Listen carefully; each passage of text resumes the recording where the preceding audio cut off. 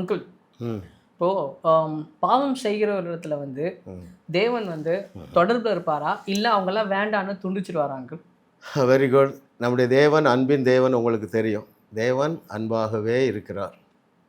அவர் தன்னுடைய தொடர்பை துண்டித்து கொள்ளுகிற தேவனாக இருந்தால் ஒருவரோடு கூட கூட அவரால் என்ன இருக்க முடியாது, கான்டாக்டில் இருக்கவே முடியாது. பாருங்களேன், நல்லவரிடத்துல மாத்திரம்தான் அவர் தொடர்பில் இருப்பார் என்றால் அதற்கு பதில் இயேசுவே சொல்லியிருக்கிறார், நல்லவன் ஒருவனும் இல்லை. ரைட்? அருமையான தேவனுடைய பிள்ளைகளே, தேவனுடைய அன்பை சந்தேகிக்காதீர்கள். நீங்கள் நெடுகவே பாருங்களேன், ஏதேன் தோட்டத்திலிருந்து வெளிப்படுத்தல் விசேஷம் வரைக்கும் பாருங்கள், அவர் தொடர்பில் இருந்த அத்தனை பேரிடத்திலும் அநேக குறைவுகள் இருந்தன. முதல் பெற்றோர் உங்களுக்கு தெரியும், தொடர்பில் தான் இருந்தார். காயினோடு தொடர்பில் தான் இருந்தார்.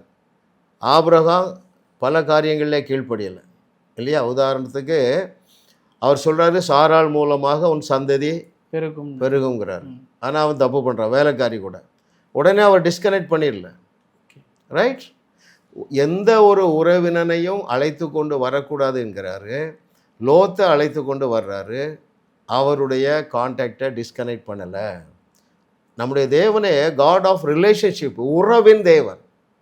அவருடைய சாயலிலே அவருடைய ரூபத்தின்படி உங்களையும் என்னையும் படைத்து நம்மோடு கூட எப்பொழுதும் ரிலேஷன்ஷிப்பில் இருக்க தான் விரும்புகிறாரே தவிர உறவை துண்டித்து கொள்ளுகிற தேவன் அல்ல.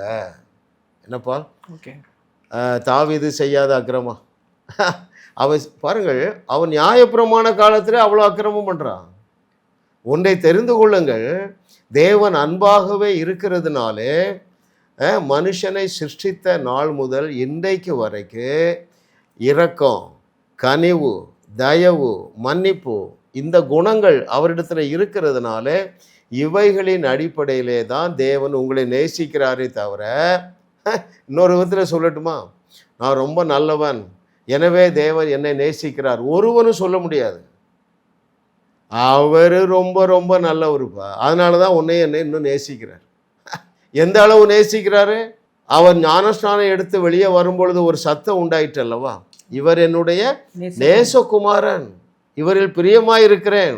நம்ம ஒவ்வொருவரும் தேவனுடைய பார்வையில் நேசகுமாரர்களாக நேசகுமாரத்திகளாக இருக்கிறீர்கள். சந்தோஷப்பட்டு களி கூறுங்க. இப்படிலாம் உங்களுக்கு ஒரு சந்தேகம் இருந்தால், என்னை தேவனால் நேசிக்க முடியுமா என்கிற சந்தேகம் இருந்தால் உங்களால் எப்படி தேவனை விசுவாசிக்க முடியும்? இங்கே தான் நீங்கள் மாட்டிட்டு கிடக்குறீங்க. என்னுடைய ஜெபம் போதாது, அது போதாது, இது போதாது, எனவே தேவனால் என்னை நேசிக்க முடியாது. அருமையான தேவனுடைய பிள்ளைகளை இன்றைக்கி மனம் திரும்புங்க. தேவனுடைய அன்பு மாறவே மாறாது. இது என்ன ஒரு குட் நியூஸ் தெரியுமா? நீங்கள் தேவனுடைய அன்பையும் உறவையும் தியானிக்க தியானிக்க அநேக பாவங்கள்லேருந்து வெளியே வந்துடலாம். ரைட்? எனவே இன்றைக்கு உங்களுக்கு நல்ல செய்தி என்ன? உங்கள் குறைவுகளின் மத்தியிலும் அவர் உங்களோடு உள்ள தொடர்பை துண்டித்து கொள்ளவே மாட்டார். சந்தோஷப்பட்டு களி கூறுங்க. இன்னும் நீங்கள் சில பாவத்திலிருந்து வெளியே வராமல் இருக்கலாம். பவுல் எழுதுகிறார் பாருங்க, ரோமர் 8:16 நினைக்கிறேன், நீங்கள் நியாய பிரமாணத்துக்கு கீழ்ப்பட்டிராமல் கிருபைக்கு கீழ்ப்பட்டு இருக்கிறதுனாலே பாவம் உங்களை மேற்கொள்ளாது. நீங்கள் தான் பாவத்தை மேற்கொள்ளுவீர்கள். இல்லை?